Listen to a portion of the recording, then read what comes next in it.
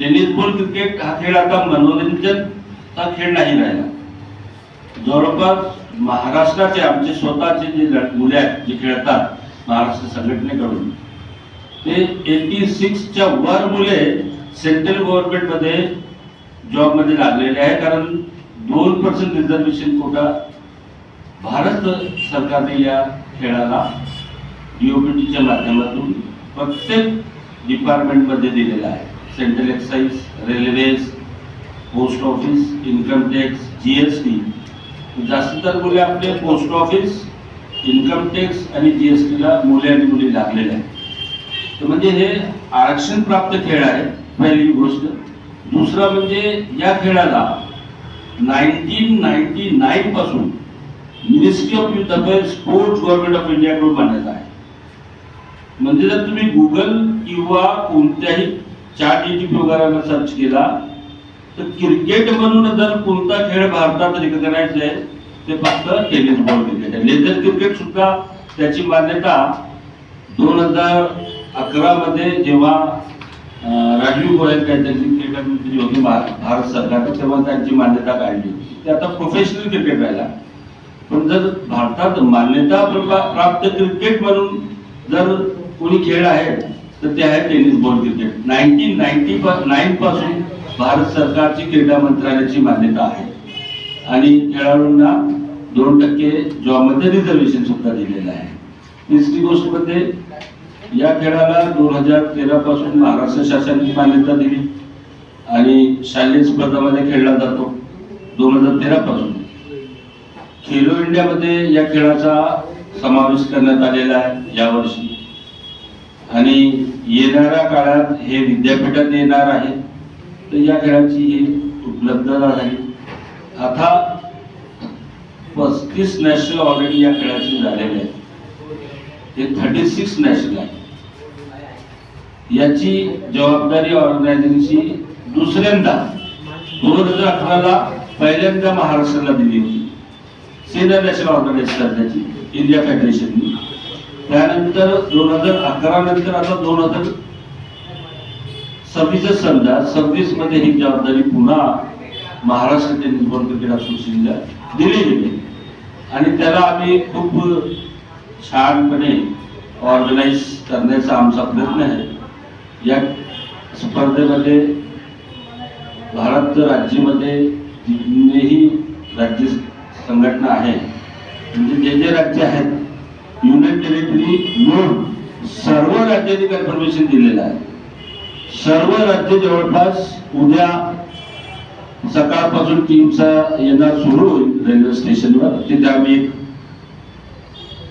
Reception counter तयार केलेला आहे आणि DRM ऑफिस करून रेल्वेकडून परवानगी घेतली आहे आणि तिथे रिसिव्हिंग आमची टीम राहील. 4 बसेस राहील. मुलांची व्यवस्था आमदार निवासमध्ये केली आहे. मुलींची व्यवस्था JK गेस्ट हाऊस आणि उपाध्याय गेस्ट हाऊस मार्गापूर मध्ये केली आहे. कारण ग्राउंड तिथे आहे साठी स्कूलचे जिथे स्पर्धा होणार आहे. आणि जे स्टेट सेक्रेटरीज आहे त्यांची व्यवस्था हॉटेल LP मार्गापूर रोड अशी व्यवस्था करण्यात आलेली आहे. जेवणाची व्यवस्था ग्राउंडवरच एक मोठा सेटअप मेसचा आम्ही ठेवलेला आहे. तिथे जेवणाची व्यवस्था आहे.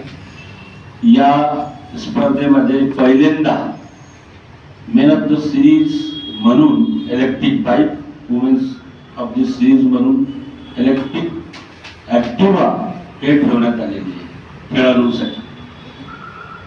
मेन ऑफ द सिरीज आणि वुमेन्स ऑफ सिरीज दोन्ही बाईक ठेवलेली आहे. त्यानंतर प्रत्येक मॅचला मेन ऑफ द मॅच देण्यात आलेला आहे. प्रत्येक मॅचला 70 मॅच होईल तो प्रत्येक मॅचला मेन ऑफ द मॅच म्हणून एक एअरपोर्ट गिफ्ट म्हणून प्रत्येक मॅचला मेन ऑफ द मॅच मेन्सला पण आणि वुमेन्सला पण देण्यात येणार आहे.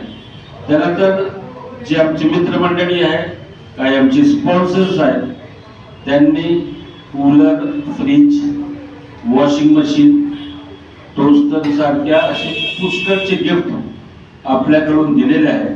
तर best bowler, best batsman, best women's batsman असे ते पारितोषिक आम्ही देणार आहोत. विशेष बाब म्हणजे 7.5 फूटची ट्रॉफी आहे विनरची.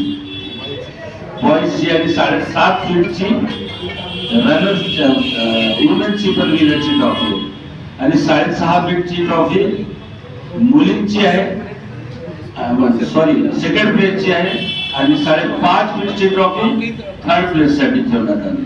तर हे स्पर्धेचं आकर्षण आहे की एवढी मोठी हायटेक ट्रॉफी पहिल्यांदा किती कोणत्याही स्पर्धेमध्ये देण्यात येणार आहे. ट्रॉफी मिरड म्हणून आलेली आहे. आता आम्ही उशिरा झाल्यामुळे तुमच्याशी सर्वांची माफी, अध्यक्षांची निवड आहे त्यामुळे त्यांनी 4 वाजता तरी ते प्रयत्न करत आहेत. नाहीतर आशिष जयस्वाल सर्वात मोठी गोष्ट जितेश शर्मा यांनी कन्फर्मेशन दिलेलं आहे. इंटरनॅशनल प्लेयर जितेश शर्मा 100% येणार आहे, त्यांनी कन्फर्मेशन दिलेलं आहे आणि ते अर्धा तासासाठी तिथे उपस्थित राहणार आहे. आशिष जयस्वाल मंत्री ते राहतील, आमदार प्रवीण दटके, आमदार मोहम्मद डायरेक्टर स्पोर्ट्स गोवा सुद्धा, गोव्याचे जे स्पोर्ट डायरेक्टर ते सुद्धा इथे सकाळी 11 वाजता येणार आहे. ते ओपनिंग सेरेमनी उपस्थिती राहणार आहे त्यांची. त्यानंतर इथले जे डेप्युटी डायरेक्टर ऑफ स्पोर्ट्स आहे पल्लवी जाधव मॅडम ते सुद्धा या कार्यक्रमाच्या ओपनिंग सेरेमनीमध्ये उपस्थित राहणार आहे.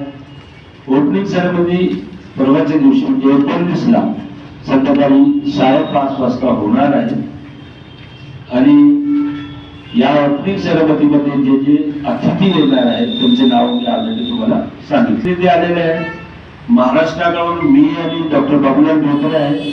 आमचे महाराष्ट्राचे अध्यक्ष 2 मिनिटात येऊनच राहिले. 2 पदे डॉक्टर झा आहे इंडिया फेडरेशन कडून, मी महाराष्ट्राकडून आणि जावेद अनवर साहेब आहे. तर तुम्हाला जर हे आमचे महाराष्ट्राचे अध्यक्ष डॉक्टर फारुकी आलेले आहेत तर महाराष्ट्राचे 3ही महत्वाची पदे या ठिकाणी इथे उपस्थित आहे आणि इंडियाकडून एक प्रतिनिधी आणि इंडियाचे ट्रेझरर डॉक्टर झा चंद्रकांत झा इथे उपस्थित आहे.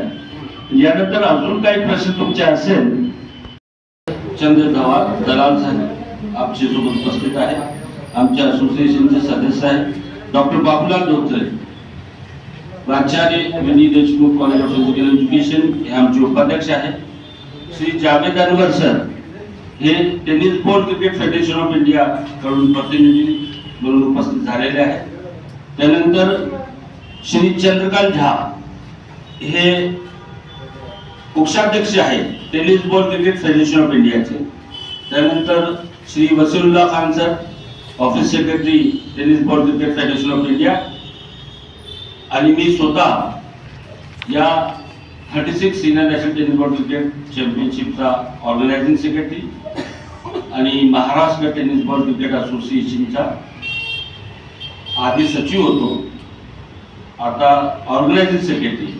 तर हे जे नॅशनल इथे आयोजित करण्यात येत आहे हे national tennis ball cricket association of Maharashtra अंतर्गत आयोजित होणार आहे आणि या निमित्त इथे आपण सर्व जमा झाले.